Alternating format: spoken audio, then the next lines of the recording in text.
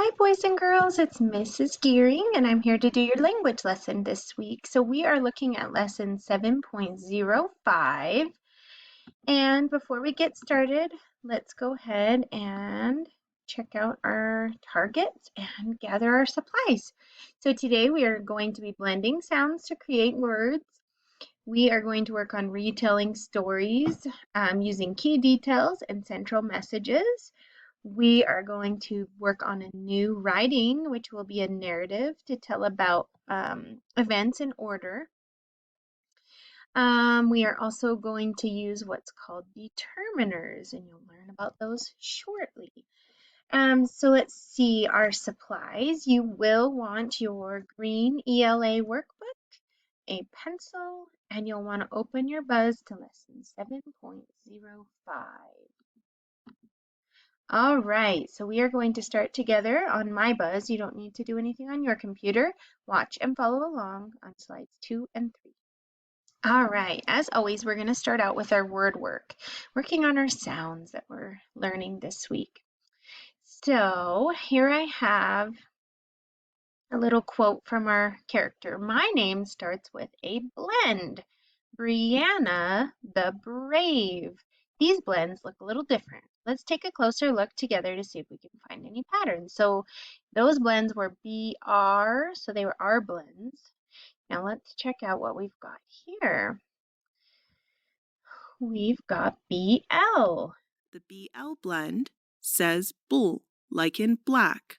The BL blend says bull. Okay, let's check out the next one.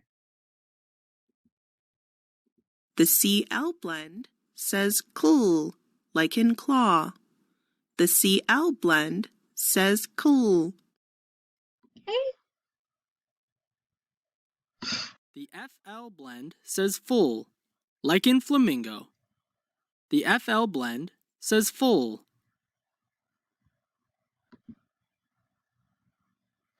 The PL blend says pool, like in plant. The PL blend says pool. The SL blend says sul, like in slow. The SL blend says sul. And our last one. The GL blend says gul, like in glitter. The GL blend says gul. Okay, so these blends all have one letter in common, and it was L. So they're called our L blends.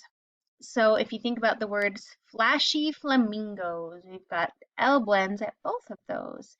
So let's see if we can say this silly sentence together. So I'll read it first and then I want you to try it. The flashy flamingos with claws and black beaks move slowly over the water to find plants to eat. Okay, you try. Go.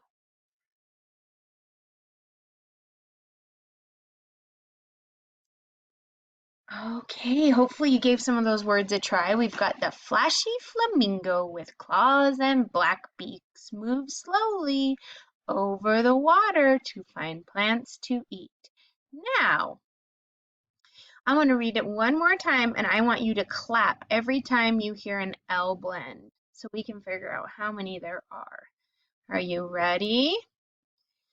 The flashy flamingos with claws and black beaks move slowly over the water to find plants to eat.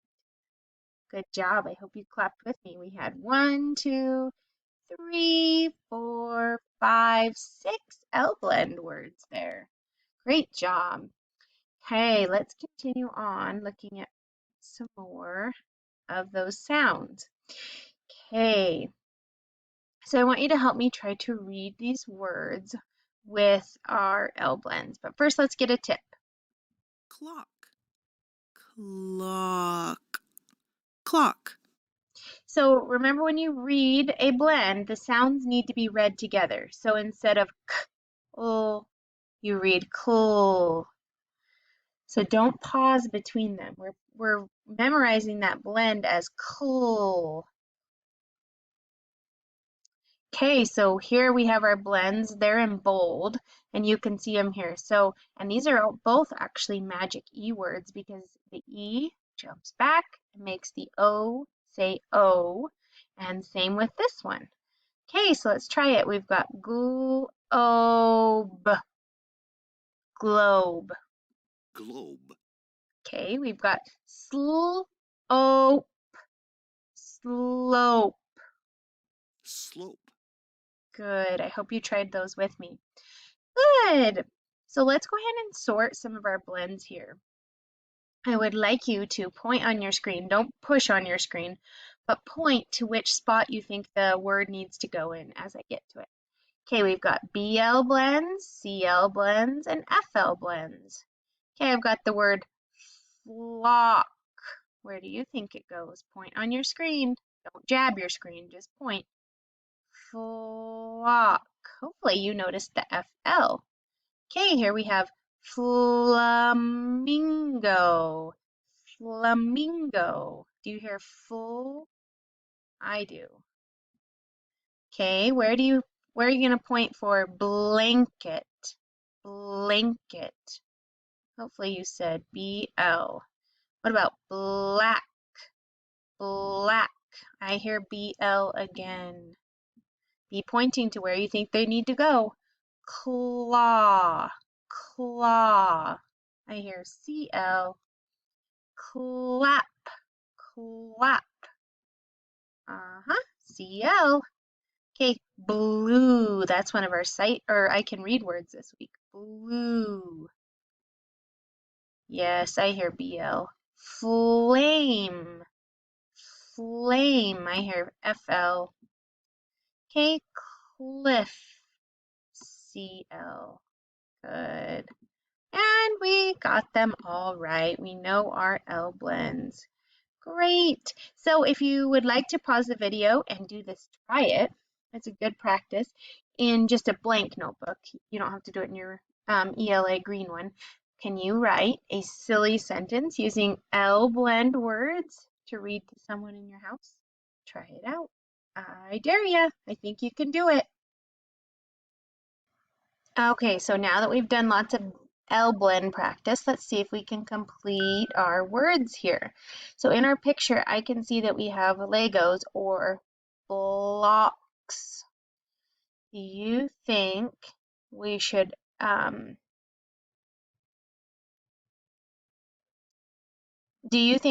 have oh no, it's not blocks. Sorry, I was trying to figure out where the rest of the word was. Okay, it's Legos, blue Legos. So do you think it should be with the PL or the BL? I hear blue. It should be right there. Bottom one. Okay, let's see. We have a cactus or a plant. Plant. Do you hear pull? Hopefully you do. And let's finish off our word by adding the rest of it. We have plant. Whoops. Okay, our next one, this is a flag. What do you hear at the beginning of flag? I hope you hear that FL, and we just need to drag over the rest of our word, flag. Okay, we've got, ooh, a clam. Do you see clam? I do. CL goes with clam. Okay, here we have a bobsled. What do you hear in sled? Hopefully you hear SL, sl, and then we have ed. Okay, last one is a color word. We have the word black. Do you see is bl? Hopefully you see black right there. Excellent job, boys and girls, and good practice with your with your L blends. All right, we're going to jump back over into Buzz and look at slides 4, 5, and 6 together, doing some reading. All right, so now we're going to talk about some parts of our reading. So here we've got a quote from our friend. I want to tell Brianna all about my camping trip yesterday. First, I'll tell her about finding the perfect campsite. Next, I'll tell her about setting up my campsite. Then I'll tell her about my special visitor. So if you were thinking about telling someone something, when you retell events like that story, you need to tell them in order so they make sense. Let's watch a video about that real quickly.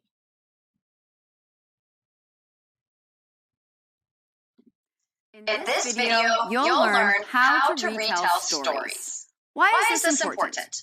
What if something happens that you have to tell your friend about? Retelling stories is an important life skill. To retell stories, understand the story first. Take time to ask questions or read the story again. When you are ready, retell the story. Retell a story by sharing only the important details. A story has a beginning, a middle, and an end. Make sure to include all three. Stories also teach lessons. When you retell a story, remember to tell what you learned. Here's an example. One time a guy went upstairs and instead of walking back down, he flipped off the box. He was okay, but it was funny. We took a bus to see a play. We thought the guy meant to fall, but we were wrong. We ate our sandwiches on the bus. Did I tell the story from beginning, middle to end? No. Did I say what I learned? No. Was it important that I ate a sandwich? Not really. I could have focused on more important details. Let me try again. One time my class went to the theater. In the play, an actor walked up the stairs, but instead of walking back down, he backflipped off the box. The audience laughed so hard, but afterwards we heard it was an accident. We were happy he was all right. Accidents happen, so be careful when you're having fun, like being in a play. Another tip, once you start the retell, keep going until the end without stopping. You can do it. So, to retell a story, read or listen to the story, plan your retelling by finding the key details, retell the story from beginning to end without stopping, and tell the lesson of the story. Okay, so that will help us because we're going to be telling stories using narrative writing. So, like she said, just to recap, you want to retell the story including the beginning, middle, and end. Think about what the characters learned. Most stories have some sort of lesson. And think about what the author is trying to teach you. What is the central message? All right, so if we wanted to know how to find the lesson, you want to think about the events in the story. Think about how the characters changed from the beginning to the end of the story. And think about what the characters learned. Now, if you want to find the central message in a story, think about what the character learned, the lesson in the story, and think about what you can learn from that story. All right, so what would happen if Cameron told his story out of order? So if he had to arrive at the campsite before he could meet his special visitor, his story wouldn't make much sense to tell it in any other order. All right, let's look at our story here. We have our story, The Terrific Travels of Brainy Brady and Brianna the Brave. So let's listen to our story one more time. The Terrific Travels of Brainy Brady and Brianna the Brave. Written by Jennifer Bennison. Illustrated by Jack Thompson. The heroes are off to save the day. The heroes are brainy and brave. The heroes first arrive at a theme park. All the rides are broken and still. Brady thinks there is no power, so Brianna fixes the power. The park comes back to life with a buzz. The heroes have another stop. They must go to the Everglades. An alligator is trying to eat a bird's egg. Brady thinks a bell will scare the alligator away. Brianna adds a bell to the nest. Now the birds are safe. Brady and Brianna head home. They keep their map in a safe place until next time. Okay, so we've heard that story before, but let's just answer some questions about it. Who is telling the story? Is the narrator inside the story or outside? We've learned about this quite a bit throughout the year. So a narrator outside of the story. One of the clues is that the narrator uses the word they to describe the characters. If the narrator was inside the story, the narrator might have said we instead because they would have been there. Okay, so what did the characters learn? Think about Brady and Brianna, Brave Brianna. The characters learned about different ways they can help others and save the day. So there would be what the characters learned. Now, what does the author want us as the listeners or readers to learn? What do you think? One of the messages the author might want us to learn is that different people have different skills and talents that can help solve problems in different ways. Brady uses his brain for problem solving, and Brianna uses her bravery to help solve problems.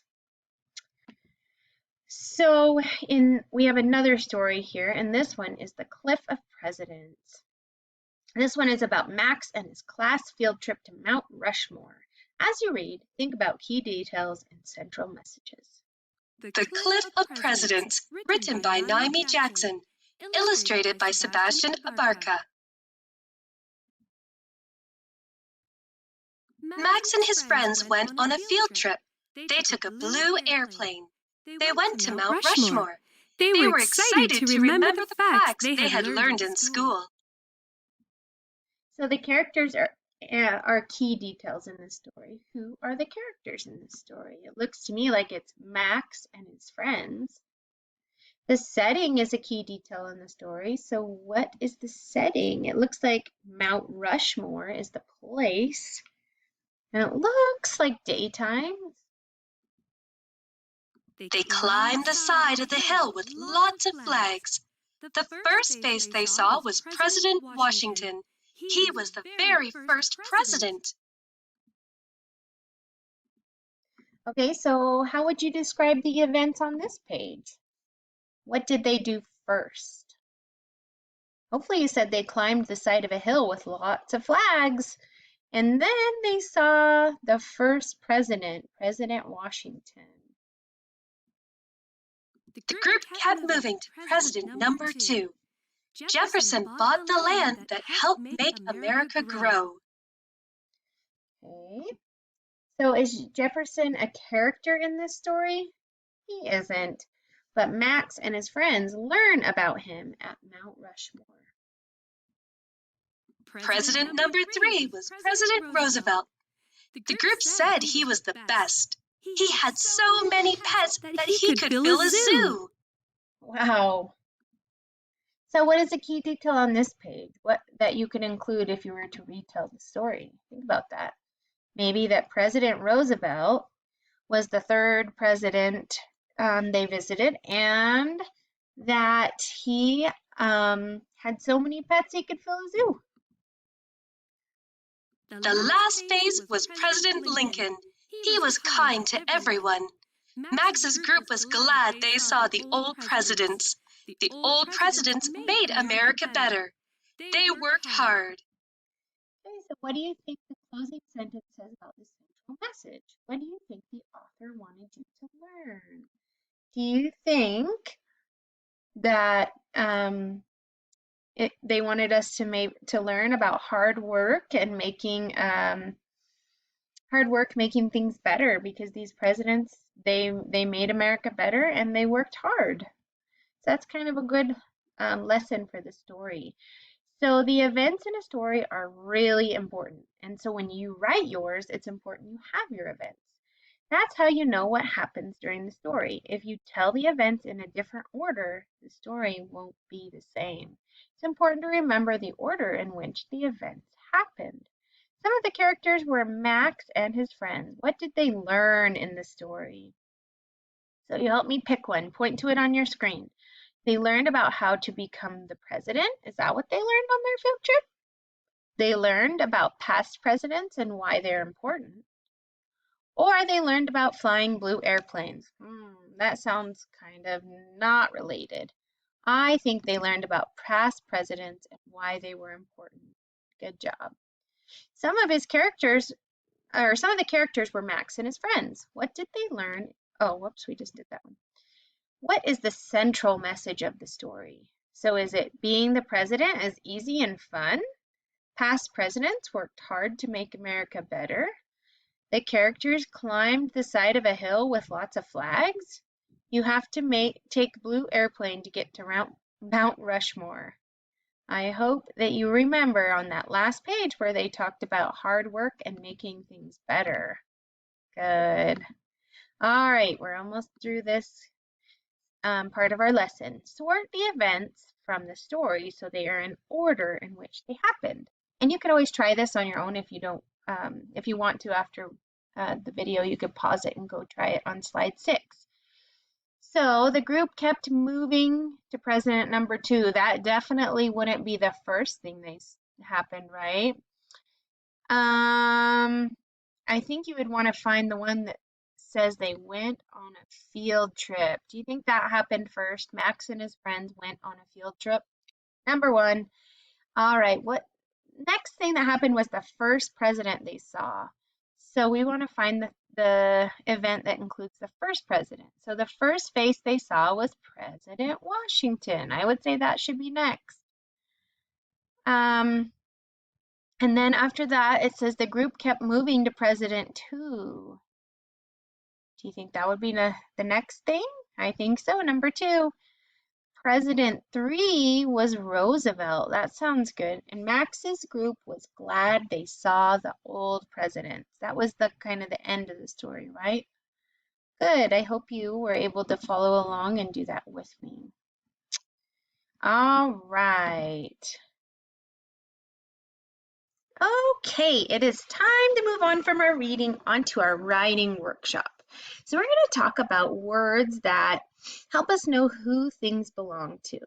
So we can use words before nouns to show what or who they belong to. And these words would be like my, your, his, her, their, our, and its. So like in this sentence, Max and his friends went on their field trip. See the word there? It tells whose field trip.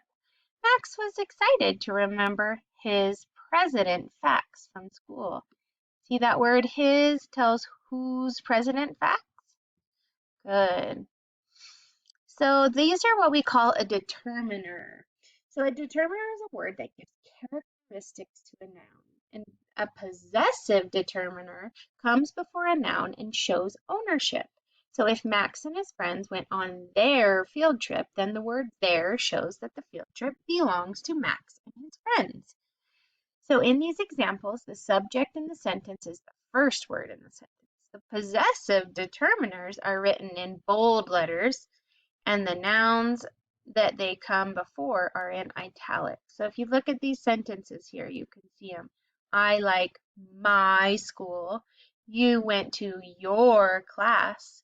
He ate his lunch. She washed her dog. And it licked its paws. We ate our cookies. They played with their toys. So those words in bold show whose the nouns are, whose the nouns belongs to. All right, so let's go ahead and try this together. We're going to choose the possessive determiner from the word bank to complete the sentence. Jacob had a dog named Bella, and blank dog loved blank toy bone. So do you think it would be his dog loved or her dog? Jacob is a boy, so I'm going to say his dog loved blank toy bone. Now, with the name Bella, do you think that might be a girl? So we might use the word her. I think so. Good job. Those are both determiners, possessive determiners. Let's see. And we can also call those pronouns. So let's see. Here we go. Together, blank played catch with blank toys. All right, so together, they or their. They played catch. I hope you understand that makes more sense. And the other one would be their toys. Good. All right, one more. When blank came to visit, Bella stole blank running shoes. Uh-oh. When they came to visit, I think that would probably be your best bet. Bella stole my running shoes, and those tell who the running shoes belong to. Good. All right.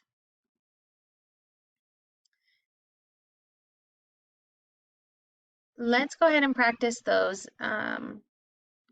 Okay, so we have some words, and I want to fill in our blanks for our possessive determiners. So we have, here's our word bank. Hopefully you can see that. Let me slide this down. Here's our word bank of words to choose from. Whoops, sorry boys and girls. This is me. This is blank bicycle. What word do you think goes in the sentence? Say it out loud. I think you're right, and I hope you said my bicycle. Okay, this is Benny. This is blank puppy. Okay, so if we already used my, we've got our, his, her, or its. This is Benny. This is blank puppy. I hope you're pointing or saying the word his because it's Benny's puppy. Okay, let's keep going. This is John and me. This is blank house. Our, her, or its. Well, if it's John and him, it would be our house. This is Jen. This is blank book. Oh, Jen is a girl, so we're going to take away her and put it right here.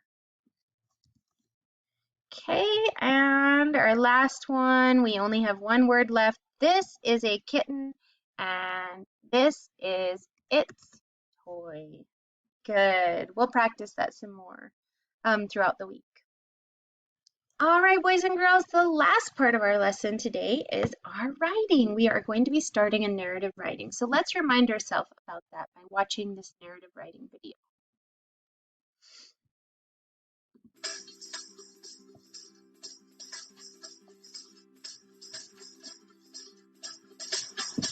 I've been working hard on writing a narrative story. Here's what it has so far. Once upon a time, the end. Your story seems to be missing something. I think you're right, but where do I start? When you write a narrative story, you need to figure out who is in your story, and where and when it will take place. I'll use Hoppy the rabbit and Pino the penguin as characters, and the salmon will be the park. Great! Now we will need some action.